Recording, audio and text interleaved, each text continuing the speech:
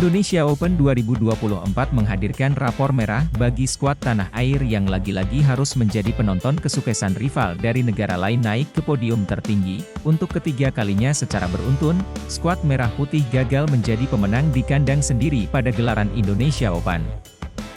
Ganda putra yang sudah pensiun, Marcus Fernaldi Gideon, Kevin Sanjaya Sukamulyo, masih menjadi wakil terakhir yang menjadi juara Indonesia Open dan itu terjadi pada 2021.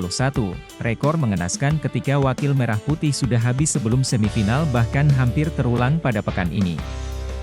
Untungnya, masih ada ganda putra, Sabar Karyaman Gutama, Mohreza Pahlavi, yang lolos ke semifinal sendirian. Meski demikian, perlu dicatat bahwa Sabar Reza tidak lagi berada di bawah naungan pelatnas PBSI sejak 2022.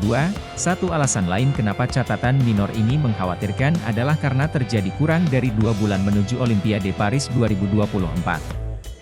Bahkan dari 6 wakil Indonesia yang dipersiapkan untuk pesta olahraga sejagat nanti, cuma satu yang terhindar dari catatan kalah dini di 2 babak awal. Menteri Pemuda dan Olahraga RI, Dito Aryo Tejo, lantas mengeluarkan lelucon bahwa hasil buruk ini terjadi para pemain menyimpan kekuatan sebenarnya sebelum Olimpiade. Dito juga mengatakan bahwa Indonesia Open 2024 dianggap sebagai pemanasan ke Olimpiade. Penyelenggaraan turnamen Indonesia Open yang berdekatan dengan Olimpiade membuat strategi menyimpan tenaga juga menjadi opsi. Tunggal putri Cina, Chen Yufei, yang berstatus juara bertahan di Paris 2024 juga mengatakan bahwa menjadi juara Indonesia Open tidaklah penting karena persiapannya untuk mengikuti Olimpiade. Meski begitu, Chen masih bisa lolos ke final walau bertanding sambil menjaga kondisi. Final Indonesia Open 2024 juga menampilkan kontestan berperingkat tertinggi dari seluruh sektor. Artinya, menyimpan tenaga tak selalu berarti kalah duluan. Kekalahan dini para wakil Indonesia makin disesali karena mereka diharapkan bisa melaju sejauh mungkin demi mengangkat posisi dalam pemeringkatan unggulan. Level turnamen yang tinggi dari Singapore Open, Super 750, dan Indonesia Open, Super 1000, yang dihelat 2 pekan terakhir ini dijadikan batu lompatan untuk memperbaiki ranking. Selain itu, Indonesia Open 2024 juga dijadikan tes event menuju Olimpiade Paris 2024 karena kehadiran pemain-pemain top dunia. Kabid Pembinaan dan Prestasi PBSI, Ricky Soebagja mengharapkan para pemain bisa tampil maksimal dan memanfaatkan kesempatan ini sebaik mungkin di kompetisi ini. Apes, yang terjadi kebalikannya dengan deretan hasil early exit.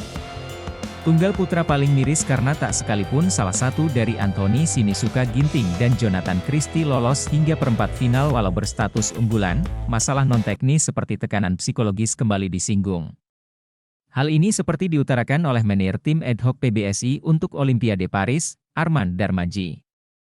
Armand memberi contoh Jonathan yang sejatinya mengincar hasil tinggi demi mendapatkan bye di awal fase gugur Olimpiade Paris 2024. Kans Jonathan makin terbuka jika dia naik ke 2 besar peringkat dunia BWF.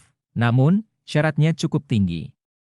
Di Indonesia Open 2024, tunggal putra rang 3 itu harus menjadi juara untuk melakukannya. Selain itu, Jonathan juga mendapat ancaman dari pemain peringkat 4. Akhirnya, setelah catatan 16 laga tak terkalahkan yang berujung prestasi juara di All England Open dan kejuaraan Asia, Jonathan tak pernah menang dalam 2 pekan beruntun. Secara kebetulan, aib hat-trick 0 gelar di Indonesia Open sebelumnya juga terjadi jelang ataupun berdekatan dengan tahun Olimpiade yaitu pada 2009, 2010, 2011 kemudian 2014, 2015, 2016. Kini, sisa waktu sekitar 6 pekan menuju Olimpiade Paris 2024 akan sangat krusial bagi PBSI untuk mencegah terulangnya mimpi buruk 0 medali emas di Olimpiade London 2012. Cabang olahraga bulu tangkis di Olimpiade Paris 2024 rencananya akan dipertandingkan pada 27 Juli hingga 5 Agustus 2024 di Porte de la Chapelle Arena, Paris, Prancis.